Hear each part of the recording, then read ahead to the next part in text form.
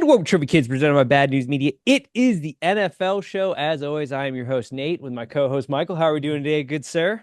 Nate, happy to be here. Happy Friday. Happy to be here. Oh, it's fantastic. Week 7 of the NFL just flying by right now. Yeah. Very fun week last week. Your Commanders did not get a win, but did play the Ravens quite tough in a very fun little regional rivalry, we'll call it, the Battle of the Beltway there. Yep. That was a fun one. Definitely was fun. And your team, like we were last week, very puzzled by that spread. Very much covered. Very Yeah. much covered. Might have been the easiest bet of my life. There was a couple last week where I was like, what is this Yeah. nonsense? Lions. Hello. But as I was watching the Commanders Ravens, and I was thinking about it because there was also some rivalries in college football, the NFL needs to have more like outer divisional rivalry games like every week. Like just pick a week on the schedule, make it rivalry week. We're familiar because we grew up in the DMV, so we knew kind of the backlog of Ravens Commanders, but they don't get to play that often. Could you imagine you have Ravens Commanders, you have like Steelers, Eagles, Bucks, Dolphins, like just fun regional at the Battle of LA, the Battle of New York, like it would or really the Battle of New Jersey at this point. It would be awesome. Yeah, I actually I love that idea. And it would make the rivalries more, it would actually make them bigger if they play each other once a year. It would Yes. make it a lot bigger because you do bring up that rivalry. I've always kind of felt like there was a little more rivalry Baltimore heading our way than Washington their way. Kind of obvious reasons if you really think about it. Yeah. But it would certainly really step things up, and that'd be a great idea. I love it. It'd be fantastic. You have fan bases that are really close to each other. You have cities that are close. So like those players interact in the off season. They're going to the same clubs. Oh They're yeah, not to the same like vacation spots. Like there's a lot more interaction. I think it would be fantastic outside of like the regular divisional rivalry games we get. agreed. But neither here nor there. We do have some football to talk about.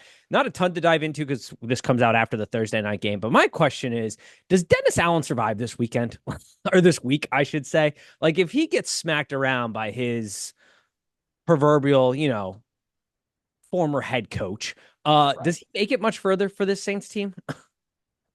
It's hard to think so. I mean, this Saints team is just like literally just taking a nosedive. And they lost Shaheed today. Rashid, I can't remember whatever. But sorry, I forget exactly his name. But that was, I mean, that's a huge loss for them. He's a big time playmaker. I don't know what. Basically, at this point, it's just take out Alvin Kamara and you're gonna beat the Saints. So yeah, I think he's definitely in trouble. There's a lot of coaches right now in trouble. A lot of which we're getting to right next because we're going to talk Pat's Jags. And the question right there is he still the head coach of the Jaguars if they played in the States last week? Like, because you can't fire a coach abroad. You got to keep them on. They're back to back weeks. But I don't know if he's still the coach of this football team after last week if they had played in the States. And by coach, I mean Doug Peterson. Yeah, it's hard to think that he would be. I mean, that was a terrible showing. And gosh, you just think about all the money they just gave Trevor Lawrence. My goodness. I mean, it's just not going well. And he's generally a good quarterbacks coach. So that's very concerning. Yeah, I think he's really lucky that they were in Europe. Maybe somehow they're able to smack the Patriots. I don't think they're going to, but maybe they're able to, and he's able to hang on for, another week and hopefully they can turn it around for him. Cause I mean, I don't know. I don't dislike Doug Peterson, but yeah, I think if he were in Jacksonville last weekend, he'd be gone. Yeah. Like he's across the pond. You don't want to fire him then. What are you going to go call him into the hotel conference room when you're in back to back games in London and can your coach there? Yeah. But that is the game we're starting with. Line is at 5.5, over under 42. Drake May gets his first appearance last week. Did pretty well given the circumstances and the team they threw him against. Now you get a Jacksonville Jaguars team. They are reeling. Like they just do not have a lot of things going for them on either side of the football. Is there a spot here where the Patriots could cover this game, or is this a spot where we see similar to last year in the back-to-back week? It was the second week where the Jags really came Right. on. Now, granted, that was against the Bills team, but they showed that extra week in abroad really helped. Yeah, I mean, I can't say, I love this because I think both these teams suck, but I do like this for New England. I think it's kind of a large spread for, I mean, a Jacksonville team that just looks terrible. Obviously, they clearly have an advantage in terms of travel. They've been there. They've been there for a week already. The entire organization in general has adapted to this entire London trip. So they have that advantage. But Drake May, I mean, he was stretching the ball. I mean, he was there were some bad turnovers, but you expect that with a rookie, especially on a bad team. But he was going after it. He was aggressive. I mean, I actually kind of liked what I saw. So I mean, I think you give the Pats 5.5. I'd go with the Pats. I don't disagree. That's essentially my evaluation. And Drake May, more mobile, obviously, than Brissett behind that terrible offensive line. That helps. The Jags are just, they're reeling. Like I said, they can't get anything going offensively, which is odd because you think about it, looking back, that Super Bowl run that Doug Peterson and Nick Foles had, I mean, that'll be one of the weirder Super Bowl runs I think we think about in future context here, looking back, because things have not clicked, which kind of gives you that oh shoot moment. But then again, there's a guy out there in the wings, and we'll get to it later, and Ben Johnson that did some miracles for a guy like Jared Goff who plays a very similar style. Maybe you bring him in and he can help. We'll see. But I do like the Pats in this one. The Battle of Ohio, Bengals, Browns. The line is at 5.5, over under 41.5. We have talked extensively about Deshaun Watson and the failures of the Browns. But if there's been one thing that has been true over the last couple of years when Joe Burrow has been the quarterback of the Bengals, is somehow this Browns team squeaks out some big time wins. And it's usually the defensive side of the ball that gives this Bengals team an absolute nightmare fit. And then you pair that with a Browns offense that has not been getting going at all, but you're going against a Bengals defense that leaves a lot to be desired. What do you make of this game? First of all, I mean, Cleveland. I mean, we talk about it every weekend. But I mean, at this point, Kevin Stefanski, he's going up there like he's a hostage in the hostage videos. I mean, you might as well put two guys behind him with hoods on, standing there with like AKs. And he might as well just have a script. Deshaun Watson will be starting this game. Deshaun Watson is the best. I mean, it's we are very happy with the Deshaun Watson contract. It was truly a brilliant move. Yeah, it's just it's unbelievable what's going on right now. I mean, you can't tell me Jameis wouldn't go in there and at least do the same thing. But like I said, at least the ball would leave the quarterback's hand. Now, who it ends up in the hands of is a different question for a different day, but at least it would be in the air.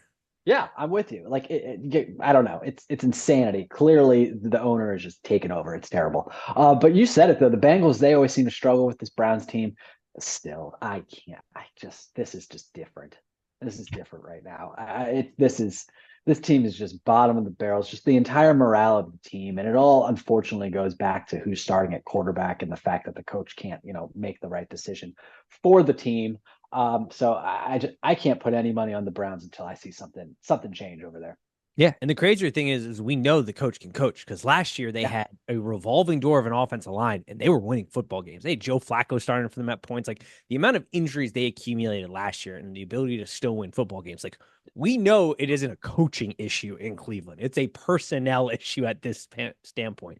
But Joe Burrow been absolutely fantastic so far this season. Second in completion, third in on target percentage, 10th in completed air yards per completion, seventh in TD rate, second in success percentage, but yet this Bengals team is reeling because defensively they can't do much, which I think there's a team where this question applies more to.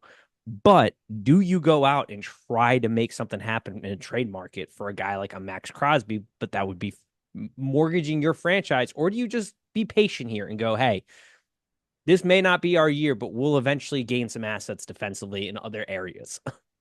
I think you probably. I mean, I understand like wanting to go after a flashy guy who is very good, very proven. I think you probably just want to hang on to your assets right now with that Yep. team. They got to spend money elsewhere, as we know. So yeah, I think you got to hang on to those assets. You might not find a Crosby pass rusher, but you could find a pass rusher first, second round in the draft. I would agree. There's some conversations. I'm based here in Cincinnati. For those who don't know, there are conversations about how aggressive to be defensively. And I think this is not a team that needs to be overly aggressive because you have a quarterback that's sort of similar to a Patrick Mahomes, a Lamar Jackson, a Josh Allen, keeps your window open, even when it should probably be closing based on just, the reality of your situation internally. So I don't think you have to be as aggressive. Now, this question might be different for another team, which we'll get to in a little bit here, but let's at least talk about them from a game standpoint. The Lions Vikings, one of the more interesting matchups this weekend. Line is at 1.5, over under 50.5. What do we make of this absolutely fantastic game here? Yeah, this is a great game. I'm happy that my team is not playing during this time because I want to watch this game on the big screen, so that's good. I, I think, in my opinion, just you got to go with Lions money line. I really do. I think I think are Vikings going to go, what are they, 5-0, 6-0? I can't remember. They had a bye, so they're 5-0. Yeah. So I don't know.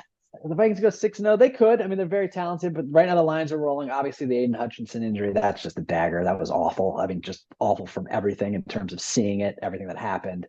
Um, so that's just a bummer. I do think that is going to hurt them a little bit, but I just like the way this offense is going right now. Jared Goff, he's playing awesome. I think they can throw, they can run. The offense is just it's amazing. Yeah. How do you evaluate that loss to Aiden Hutchinson as far as their overall season trajectory? Like, what's the weight there? I mean, it's not like they're not going to go to the playoffs or anything now. Like it obviously is. It hurts because he's a playmaker. He's potentially. I mean, he could have been defensive player of the year. He was leading the NFL in sacks. Um, it'll hurt them, but I'm not like they can't win a Super Bowl now. I still think they can win a Super Bowl. I sort of agree. And then that's the real question is, do they mortgage their future for a guy like a Max Crosby? Because while that would be a flashing signing, the Lions calculation is a little bit different than my Bengals calculation because your window is not as open, I don't think. You have a offensive coordinator that is very touted in NFL markets for a head coaching position, but he hung around to try to win a Super Bowl this year. You have a quarterback that isn't a Patrick Mahomes, a Lamar Jackson, a Josh Allen that kind of keeps your window open forever. Like your window might be shorter than others. Do you mortgage the future for a guy like Max Crosby with Hutchinson down?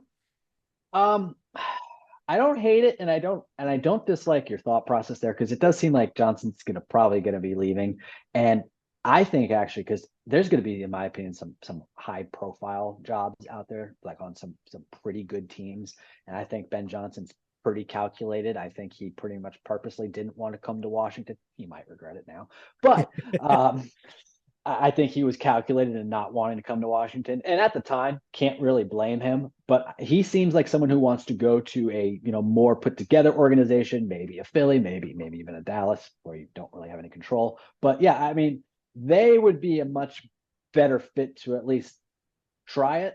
And then, worst case, I would think you could still run those two insane defensive ends back next year and then maybe figure out the cap hell after that. Yeah. So I don't hate the thought. I like that idea a lot more for the Lions than I do for the Bengals. Yeah, I sort of agree because also you're going to probably have to give up first round picks, but you're going to be picking back end of the draft anyway. You're not giving like a top 5 pick up here. The cap hell is really the question. But this is the point of like, do you put all your chips in for a Super Bowl or do you just kind of let it ride? It'll be interesting to see what they do. I do like your comments about Ben Johnson being more calculated. And I think we're going to see a little bit more of this. We're seeing it definitely in the college ranks as far as OCs go, but I think we're going to start seeing the NFL rank where like, man, we're getting paid a lot of money to not be the head guy. Like, I don't have to rush to get a head job. I can just kind of hang back until the one I want opens up. I kind of agree with that. I kind of think another example is actually Cliff Kingsbury going back into head coaching. And just his interviews and his personality, I'm almost like maybe he doesn't want to do that. I mean, heck, I'm definitely hoping that. Yeah, we saw it with Chip Kelly going from a head coaching job in college to an OC job at Ohio State, where he's like, I don't feel like dealing with this nonsense. I can just get paid a bunch of money to be an OC and call good plays, like fun plays. And I think Sounds that's fun. Yeah. Yeah.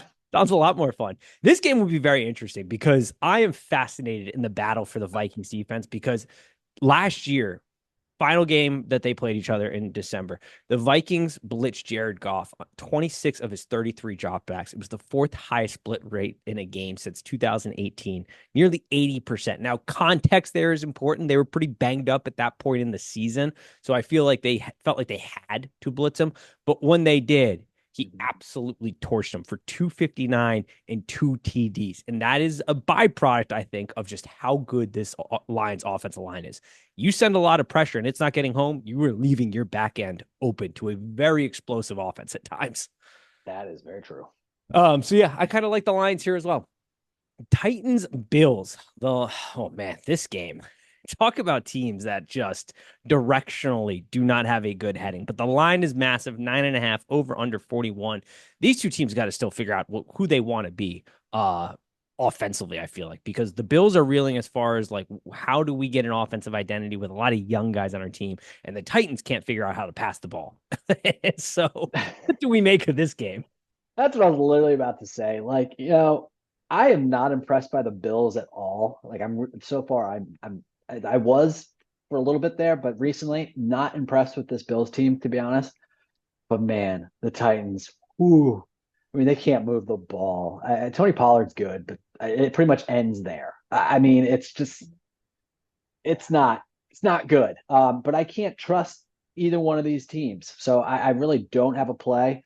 If if the Bills were looking better, I'd go with them. But I can't do this. I don't know. Sometimes the best play is not to play. And that is what this game is, because I have no idea what these two teams are going to be on a week-to-week basis right now. But that's why I like this game, next game, the most. In the Texans-Packers, line is at 3. Over under is sitting at 47.5. I feel like this is the game that decides what these two teams are going to be this season, because they both feel like they're right on the cusp of being one of those top shelf teams. They're not there just yet. You have a really young Packers team that feels like they could be and has a really high ceiling. And then you have a Texans team that is definitely reeling, I think, a little bit offensively from the Collins injury. Defensively, they're pretty good, but they're just not there just yet. And I feel like this is a great marker for figuring out what these two teams are going to be the rest of the season. What do you make of this game? Yeah, I mean this is another good 1 o'clock matchup. If your team's not playing at 1 o'clock and you got the two TVs set up, you know what Lions, Vikings, Texans, Packers. That's what you got going on. This is going to be a good game. Like I said, it's going to be a kind of good test where everyone's at. I do wish Nico Collins was playing, because then I'd be like, yeah, give me Houston. But I do think that does make, that has made a pretty big impact. Tank Dell and Diggs, they are pretty much, I mean, you can't, in terms of placements, get much better than that. But I don't know. This Packers secondary is very good. And they're not even, like I said last week, I think they're not even fully healthy yet. So I think I'm going to go with the Pack. Also, they're at home, and I love both these quarterbacks. But I think I'd take Jordan Love just a smidge over CJ Stroud. Yeah, I think it'll be very interesting for both. Like you said, for Love, he's been fantastic at avoiding pressure. He's Texans awesome. are getting their 4th in win block, at the exact same, but great at pressure side of things. That was really great. Just a mind block there. But Love is great at avoiding pressures, where I'm trying to go with this. Been absolutely fantastic. And then you got a Packers defense upgraded at DC, #1 in turnover percentage right now defensively. A lot of people chalk that up a little bit more as like a lucky stat. I don't necessarily think that with these Packers. Like, a lot of the times they just defensively are in great positions to make plays on the ball. And that is the result we're seeing here. Now, some of it's a little fluky. Don't get me wrong here. Like, there is a thing as turnover luck. But when you watch this team, they just are constantly in great position. So that'll be an interesting battle. I think the key here for the Texans with Collins out is Joe Mixon, who seems to have really kind of rededicated himself to his profession and craft, and is looking like he found the fountain of youth overnight, because he has looked absolutely fantastic this season. Yes, he has. He has looked really good. Yes. All right. So from there, we go Eagles, Giants. Line is at 3.5, over under 42.5. We are not a Sirianni podcast. That has been very much described over the years from our position. But what kind of clown behavior was going on at the end of the game against the Browns there? I don't know, man. It's the most, like, I don't know. I don't want to sound like a 65-year-old, but it's the most unprofessional thing I've ever seen in my life. Like, I mean, it's just like conduct detrimental to your company. Like, what are you doing? Like, his players are telling him to stop. I've never seen anything like this before. It's like, if they fired him based off of that, I'd be like, yeah, I think that's okay. Like, it's hard, but he wins, pretty much wins games. But I don't know. He's such a clown. It's absolutely incredible. Like, it's one of those things where you said it, the professional side of things. Don't get me wrong. We're all human. We all make mistakes. It's incredibly hard to be a coach in the national profession or the NFL when you are not doing well compared to expectations. Like, don't get me wrong. Mentally, that's got to be incredible pressure, but that's what the money's for. You make incredible money. Like, that's what that's for. It's why you make so much money. And I think from the fan side of things, fans get out of line all the time. We know that. But there is something to the fact that, like, it is increasingly expensive to be a fan of this sport. And when your team is barely beating the Browns and you have the abundance of talent that the Eagles have, yeah, I would expect some boos. Like, you are not performing well, and people are putting a lot of time and money in here to come see you play and want to see a better performance. So, like, yeah, some of it's a little bit deserved there. You're coming off of a bye. played terrible Browns team that Washington just shredded, and you barely beat them. Yeah, it's incredible. It's crazy. Do you think that the Kelsey effect is really hurting this team? Because I've been trying to put my finger on it, and I do feel because he does seem the more he's on television, the more I figure out like he's kind of was the brains of the out. Like when he really goes into his analysis mode, you kind of figure out, man, he's incredibly smart. He's getting everybody lined up. He was sort of the brains of everything going on up front. Like, are they maybe is that what's kind of hanging them up a little bit? I think there might be some of that because, like you said, you could definitely like we didn't really realize this, but Jason Kelsey very intelligent, and he also seems like big like camaraderie, bring guys together type. So yeah, I definitely think they're missing him, no doubt about it. Yep. So what do we make of this game? Like, I feel like the Giants are slowly, they're almost a little under the radar. I'm not saying they're a good football team, but I feel like public perception of them is still hung up on the very start of this season where they've slowly gotten a little bit better. They're really good on the interior part of their defense. Offensively, things are starting to progress just a tiny bit since Daboll's taken over play calling against the Eagles team that is struggling on both sides of the football. Yeah, I actually am semi surprised by this line. I feel strange saying it, but I feel pretty good about the Giants here. I mean, they've been playing better. I would actually say they have a good defense. Yeah. And the last 2 weeks they've played well without their best player. So yeah, I would say, yeah, when they get, it seems like Neighbors is coming back this weekend. Bold choice going to a concert with a concussion. I know I didn't know lights and loud noises were good for brain injuries, but apparently it's the magic sauce. That was interesting. I mean, do what you want. But yeah, I was a little surprised by the news. I was like, that doesn't seem like it's good. Hopefully, he wore sunglasses at least, and that'd probably help. But yeah, but nice earplugs. Yeah, exactly. But yeah, I mean, obviously, you look at the Eagles and like the playmakers are just their top three playmakers are incredible. And if you throw Hurts in there as well, you're like, what's going on here? But the Giants playing better. They're a scrappy team. They have good defense. So yeah, I like the Giants here, especially with the hook. Yeah, I think the problem here for the Eagles too, not only missing the Kelsey thing, and this goes to this, Jalen Hurts seeing the ninth highest pressure rate per dropback right now in the NFL. And we know nearly a quarter of his dropbacks he's seeing pressure. We know he's not a quarterback that thrives under pressure. Most aren't, but we, with more advanced stats, we see the dichotomy of which quarterbacks really get hurt by that and which quarterbacks can play a little bit better. And he's certainly, when things are sped up and he's got to kind of get out of position, it's been a little bit of a weakness for him. And like I said, the Giants, that interior part of that defensive line, it can get after you if you're not careful here. So I do kind of like the Giants in this spot, which is a weird thing to say. I also like how they've been getting Wan'Dale Robinson more involved offensively because coming out of college, I was like, that dude is like a sneaky good playmaker out in space. We've seen his target share go up a little bit here. And so I think they're seeing that as well, that he can make some plays. Yeah. Seahawks, Falcons, the battle of the birds. Line is at 3, over under 51. The Falcons are addicted to playing close games. Like Kirk Cousins is addicted to just being in tough situations, I think, at this point, so that he can show off his bling or do something funny and get social media clicks because they just play in every close game, it feels like. It does. I thought the Panthers were going to beat them last week. Eventually, they did pull away, but you're right. They're always in close games. Everything looks a little bit painful with them. But this is one of those games. There's not too many on the board this weekend, but this one makes me raise the old eyebrows a little bit. I'm like, these Seahawks are coming off of 3 straight losses where they looked pretty good 3 weeks ago. They haven't really looked that good the last 2 weeks, and the Falcons are kind of rolling in a sense at home. Kind of one of these situations where I'm like, what am I missing? Atlanta has a pretty good pass defense. So what am I really missing here? I'm not sure. So give me Atlanta. Yeah, I think I'd feel a little bit differently. There's a bit of a hook on there for these Seahawks because they're coming off 3 games in 11 days or whatever. I think that was pretty brutal. But to your point, defensively, now granted, there have been some injuries there. Context is important. Defensively, they have certainly started to be on the decline. So I'm kind of with you. Like Kirk and the Falcons are rolling a little bit here. It's at home. It's in a dome. You don't have any like weather concerns here for the old man. I'm with you on that. Dolphins Colts. I don't know if you have thoughts on here. My eyeballs bleed looking at this game. The line is at 3, over under 34.5. The Dolphins are just talk about a team that's barely getting by week to week. And then you have the Colts team where if Anthony Richardson wasn't playing, I feel a whole lot better than with the Colts, but he's at quarterback. So I don't know.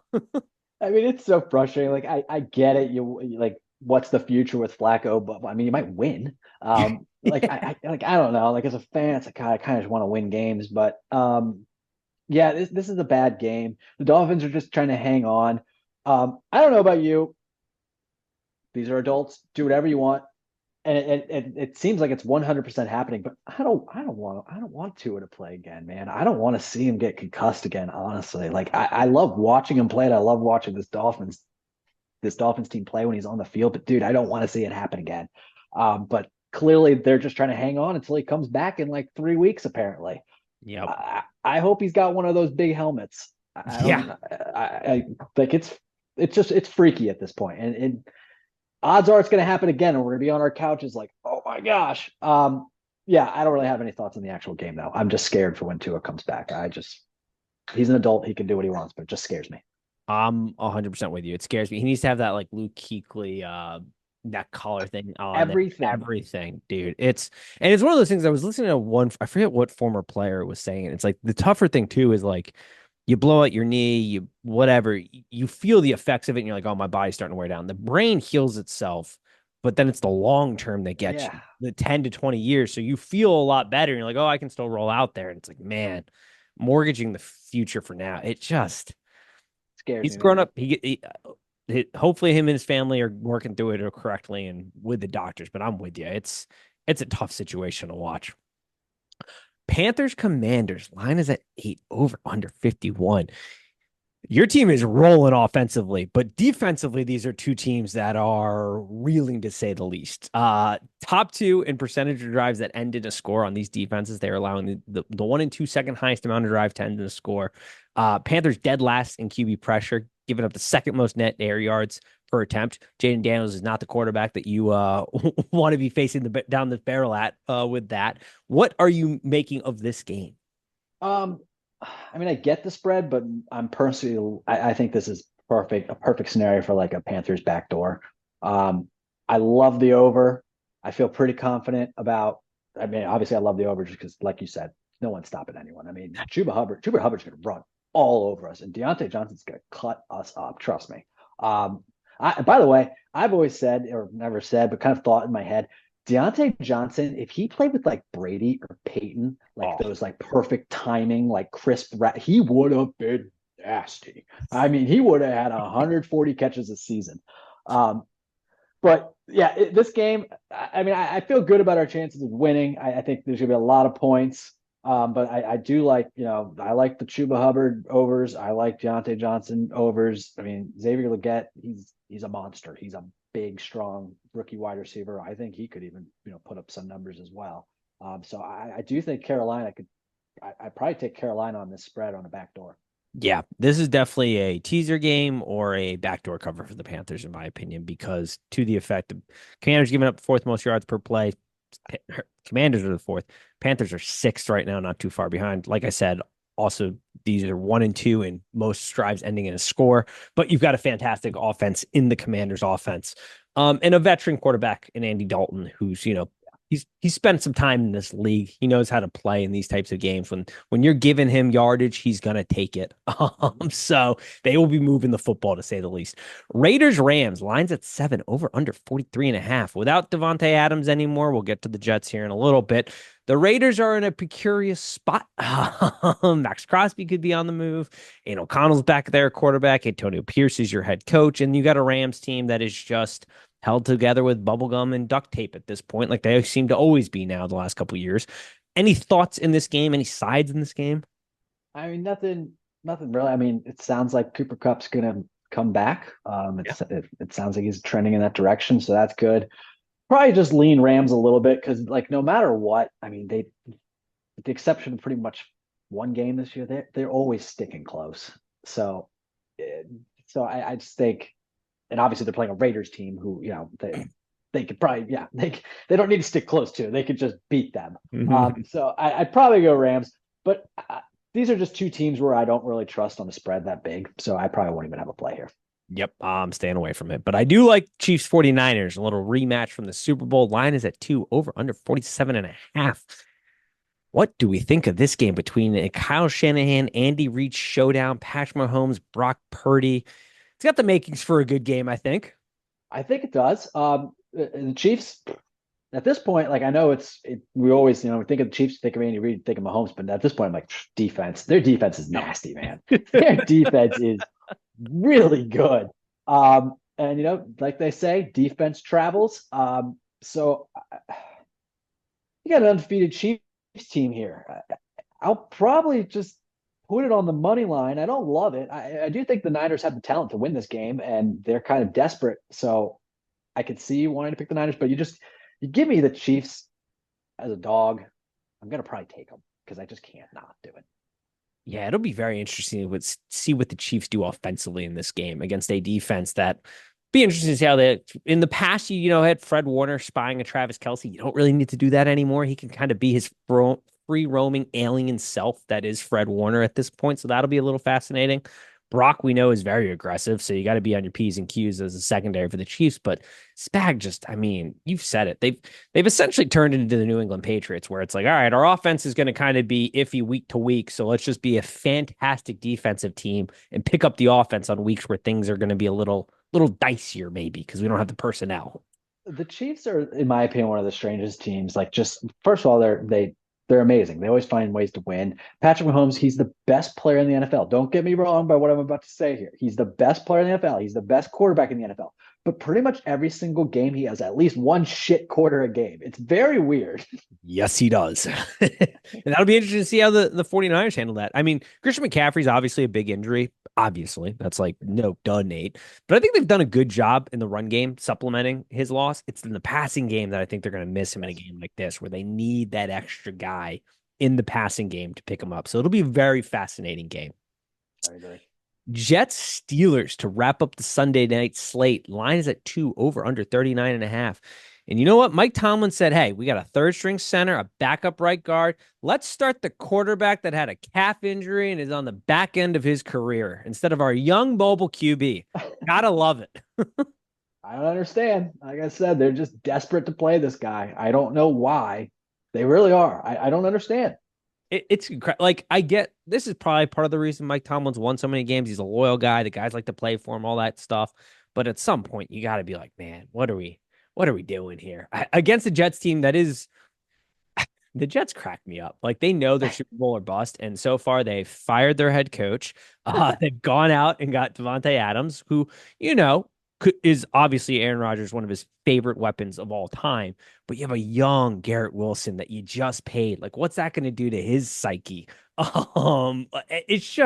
It's a mess. Let's just be honest about it. It is a mess. Davante Adams coming over, he's great, but I think it's funny. Misery loves company. So that's just great. That's a great little duo there. They're firing their head coach when the offense is struggling. They fire their defensive head coach with a struggling offense. And then I'm sure you saw Bill Belichick talking about the Jets. Yeah. Just the most monotone voice. Bill's on there. You got a team here, wins 30% of their games. You got an owner, looks at the coach, aim, point, fire. just thrashing the entire organization. The Adams thing obviously it's going to help, but yeah, the Garrett Wilson, and the thing is, Rodgers and Garrett Wilson are finally getting on the same page. Mm-hmm. Finally, hopefully that at least continues for them. But they still can't protect Rodgers, and he's still not going to be able to be mobile. So I think they're going to still have issues. This is my biggest point. Like you look at that offensive line and go, that's a problem. You look at the defense and go, the interior part of that defense is a little soft on the defensive line. You know what's going to solve that? Let's get Davante Adams in there. Yeah. So Rodgers still can't be mobile. He's still going to get hit a lot. I don't know. Yeah. Let's fire our defensive-minded coach. And while Robert Saleh has some issues, don't get me wrong, from a coaching standpoint, phenomenal defensive mind. And then let's replace him with our DC. And let's get a new play caller. Yeah. But keep Nathaniel Hackett in the booth, just in case. Yeah, they're a joke. I tried to tell people, yes, the Jets are the biggest joke right now in the NFL. I tried to say it earlier in the season. They're a year too far behind. And the wheels are falling off the school bus right now. Yeah, they're definitely in big trouble. If they don't win these next two to get themselves back to 4-4, they're both winnable, then they're in big trouble. Yep. Two teams that are not really in big trouble. The Ravens, Bucks. The line is set at 3.5, over under 49.5. We got another one of those double Monday night series, but this is the one that I'm watching the most, obviously, as a Bucks fan. But I also think it is the best matchup of these two teams. A Ravens offense that is absolutely rolling both through the air and on the ground, going against a Bucks defense and offense as well that is rolling. What do you make of this game? Yeah, this should be a good one. Very fun, I think. A lot of electric plays in this game. Just this NFL weekend in general, pretty good. Yeah, you get good games pretty much in every time slot. I especially here at home, I think I kind of lean your Bucks here, especially being dogs. This strikes me kind of as a field goal game. I don't know if I'm confident enough to think they're gonna win. But I really wouldn't be stunned by that. The Bucks have kind of a few weeks ago, but I've really changed my stance on this team. I actually think they're a pretty good team in the NFC. I think they're definitely going to go to the playoffs. They're going to be a tough out because they got a lot of offensive talent. They have a good defense. So yeah, I like the Bucks here. Not enough to win, but I like them definitely to cover. I'm with you here. Now, I'm a little biased, but I try to be objective when giving out these picks. Right now, the Tampa Bay Buccaneers, third in yak per completion. The Ravens, giving up the seventh most net air yards per pass attempt. This is a secondary that is not doing a good job of tackling. This is a secondary that's giving you a lot of space to work underneath. Chris Godwin's been very good this season in that. Now, part of this equation is very much going to be relying on whether or not Mike Evans can go. He did miss practice today. This is a Bucks offense that's rolling from a scoring standpoint, fifth in scoring percentage right now. Liam Cohn's got the boys going.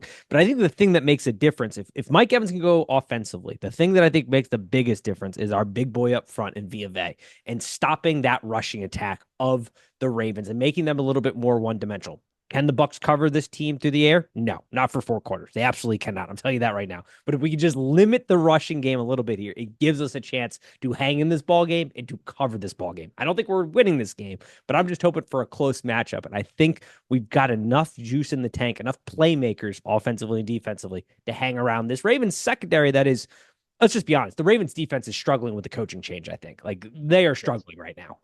Yep, absolutely. I have one quick question. Is Rashad White, is he done? Oh man. It's, it's a good Is he question. done? Yeah, I'm gonna say yes. We're gonna go with a yes on that. And it's all right. We got Bucky in the back end of this, but I would agree. Yeah, I think so. Um, I think they even said he's sitting out this game if I'm not Oh, mistaken. I might be a may little trade. Might be a little trade bait there, Nate. A little yeah, trade bait. I may be I don't have people, coming after me if I'm wrong, but I'm pretty sure I saw a tweet earlier that they may have him sit this game, but I may be I know wrong. he was questionable, so you might Yes. be right. I think they might just be rolling with Bucky Irving and Sean Tucker because Sean Tucker had himself a fantastic game last week. And That he did. think they might be holding him out of this game, but I might be wrong. So don't quote me there. Oh, we still got one more game. I keep forgetting about the Chargers Cardinals game. Line is at 2, over under 44. I don't know what to make heads or tails of this. I look at this, I'm like, oh man, I feel like this is a Charger spot, but then I'm like, I don't know. You got the Cardinals at home. Have any thoughts here? I do have some thoughts. The Chargers have given up 66 points. That's like nothing. So give me the Chargers. Nice. Yeah, that's pretty nice. You're telling me a Jim Hardball team is just playing hard-nosed defense and offense right now? That's what's happening. That's right. And you got them under a field goal, and they only give up 66 points. I'm going with the Chargers. But yeah, they're a weird team. I mean, Justin Herbert is capable of throwing for 5,000 yards, but it looks like he's going to throw for like 2,900. So whatever. It is a team that baffles me on a week to week basis. I yet to have a good feel on the Chargers, but I'll roll with them there. That feels easy enough. Any final thoughts before we wrap this up? I love the Falcons. One thing I would like to add to the Commanders game, Terry McLaurin he's a touchdown machine with Jaden. So I do like Terry on like an anytime touchdown if you wanted to get any sort of. I only gave out Panther plays. If you want a Commander play, I do like that. How happy is Terry McLaurin to finally have a quarterback? My God, talk about a guy who's loyal to his organization. It's finally paid him back. Yeah, he's got to be happy, and it's kind of funny. After week like 1 and 2, I was like, "Oh, I think Terry maybe has lost a step." No, he's still he's not an elite wide receiver, but he's still very good. Yeah, he can still be silly at football sometimes. You're just like, Yes. my God, this is the guy that we've been pumping up for years. Yep, he's definitely thrilled. Yeah. Nice. All right. Well, that'll do it for us in week 7. And as always, peace.